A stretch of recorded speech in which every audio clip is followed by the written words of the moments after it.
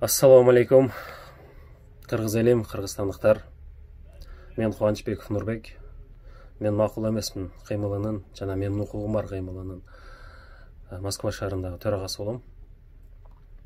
Мен бүгін жалпы қырғызстандықтарға қырғыз еліме қайрылуу кылайын деп чечтим. Себеп дегенде кечеки 2-3 күндөн берки Чоң Азаттын мүчөлөрү Сыймык Жапекеев, Максат Мамутханов агаларыбыздын сүйлөгөн сөздөрүнө карама каршылык албетте. Биз 2017 жылы президенттик шайлоодо мен макул эмесмин шайлоонун жыйынтыгына деп Адахан Кимсамаевдин түптөгөн кыймылынын негизинде күрөшкөн элек. Биз эмнеге макул эмесибиз дагы ошол маалда жарыялаганбыз, ачык айтканбыз. Айтор 3 жылдан ашык күрөштүк. Биздин күрөш элдин укугу тебеленген. Ошо элдин укугун кайра колуна кайтарып бергиле. Элдин укугун тебелебегиле деп күрөшкөнбүз. Бүгүн Чоң Азат чыгып алып, кимдин адамдар экени да уже маалым боло баштады, кайсыл тараптан даярдалган адамдар экени да маалым боло баштады. 2017 жылы кайда элеңер? 1 миллион элдин тагдыры тебеленип, укугу тебеленип, шайлоого барып катыша албай атканда кайда элеңер? Эгер элге күйгөн адам болсоңор, ошондо эмне үчүн чыкпадыңар? Эмне үчүн ошондо элдин тарабында болуп, элдин укугун колуна алып бере албадыңар? Бул бир. Экинчиден, жогорку кеңешке шайлоо болот деп босогону 9%га чыгарганда кайда элеңер? Аюдай болуп чейинде жаттыңар го. Бүгүн силер тек элди алдап атасыңар. Элди жалган менен, калп менен сугарып атасыңар. Элдин колдоосуна ээ болуш үчүн курук сөз кереги жок. Реалдуу кадамга баргыла. Каркыра. Азыр да барына маалым. Мадымаровдун уровени бийик турат. Каалайсыңарбы, каалабайсыңарбы, бул ачуу чындык ушундай. Силер ошону жокко чыгарып, элге бир ажаан көргөзүңөр келип атат. Бирок өзүңөр ажаансыңар, кой терисин жамыган карышкырдай. Эгерде элди ойлосоңор, элге күйгөн болсоңор, келгиле элдин укугун колуна алып бергиле. Мына ашыкча шайлоо комиссиясы бекитип атпайбы? Форма 2, биометрикалык каттоо, ушуларды жокко чыгаргыла. Жөн эле кыргыз катары, колунда кыргыз паспорту барбы? Түз эле барып шайлоого укуктуу. Калган ашыкча кошумчаларын алып салыш керек. Эмне үчүн бул үчүн күрөшпөйсүңөр? Сыртта 1 миллион кыргыз жүрөт. Москвада эле 700 миң кыргыз. Булар шайлоодо толук катыша албайт. Эмне үчүн ушулардын укугу үчүн күрөшпөйсүңөр? Сыртта биз мусафырбыз. Мусафыр болгонубуз аз келгенсип ошо шайлоого дагы катыша албайбыз. Укугубузду чектеп койгон, тебелеп койгон. Силер кухняда отуруп алып кайдагы коррупция айткыла, дегиле, күрөшкүлө коррупция менен. Биз дагы коррупцияга каршыбыз. Бирок андай жолдо эмес да. Силер коррупция менен айтып коюп элди каяка үндөп атасыңар? Коррупциянын бардыгын, коррупционерлерди жыйнап төктүргөнү менен эмне маселе чечилет? Эгерде силерде программаңар жок болсо, бүгүнкү жашоону жашадык, эртеңки жашоону кандай жашайбыз деген программа болуш керек да. Силерде жок да ал программа. Алып чыкпайсыңарбы болсо, элге тааныштырбайсыңарбы? Коррупционерлер төктү. Бардыгын камадыңар, же кармадыңар, мейли. Канча деген миллиард акча түштү. Бирок аны кантип иштетебиз? Кандай жол менен? Барбы программаңыздар? Алып чыгыңыздар болсо. Эгер программаңыздар жок болсо, антип айтпаңыздар. Кече айтып атасыздар видеоңуздарда. Быйыл таза шайлоо болот деп ишенебиз деп. Эмнесине таза шайлоо болгонуна ишенесиздер? Кантип айтып атасыздар? Эмнеге таянып?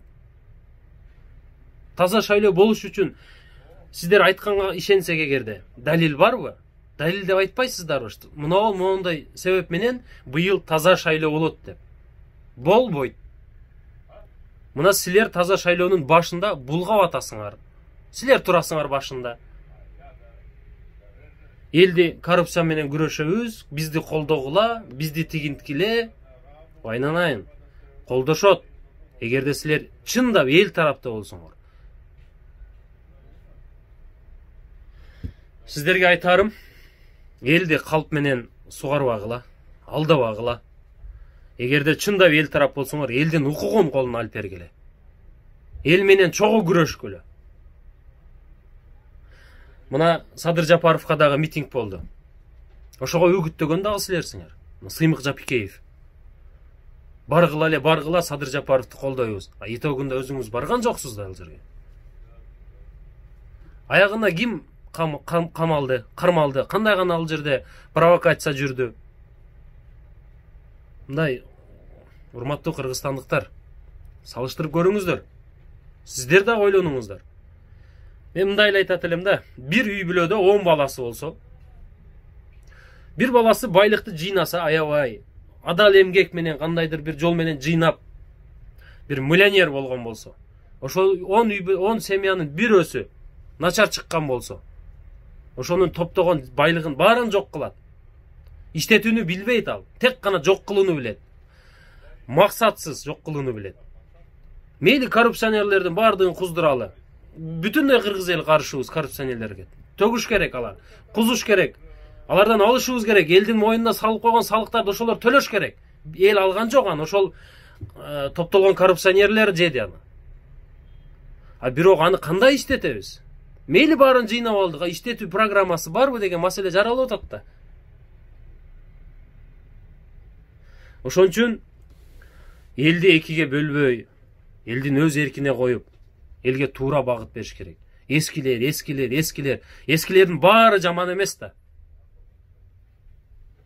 Баары жаман эмес. Assalamu alaikum, улуу урматтуу кыргыз элим. Бүгүн чоң казак Сыймык Жапикеев кухнядан туруп каралууларды жүргүзгөн экен. Мен мына жумушта иштеген жеринен ага жооп катары айтып бересин. Сыймык Жапикеев, сиз өзүңүз мурун прокуратурада иштегенсиз. Эмне үчүн ошол маалда унчпай жүргөнсүз? Эми публика ойноп атат. Сиз мадымар басылган себеби түшүнүксүз болуп калды. Бийликтен заказ алгансыз, Мадумардын рейтинги аябай көбөйүп атат. Бүтүн Кыргызстан шайлоодо утуп чыгыш керек. Ошонун рейтингин кандай болсо да азайтыш керек деген заказ алгансыз. Сиз Россиянын Справедливая Россия Сергей Мироновдун тактикасын колдонуп атасыз. Бийлик айткан издательство этебе кантсе дагы бүтүн Кыргызстандын рейтингин түшүр деген. Ал бүгүн ачык болуп калды. Ошондой эле сиз телекиллер Дароновдун методун колдонуп атасыз. Эми мындан ары түшүнүктүү, сиз тынбай чыгып мадуматты каралай бересиз. Бирок эл ишенди, эл ким экенин билип калган. Силер мурунку органдын адамдарысыңар. Өзүңүз айткансыз, бывший прокурор Нигубаев деп. Демек, сиз азыр бийликтен заказ алып атасыз. Эгер андай болбогондо, сиз публика ойнобой законду билген адамсыз. Түзмө-түз барып туруп, прокуратурага барып иш козгомок. Жок, факт жок силерде.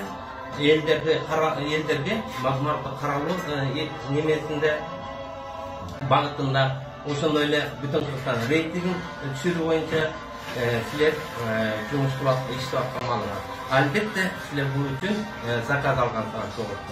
Рахмат.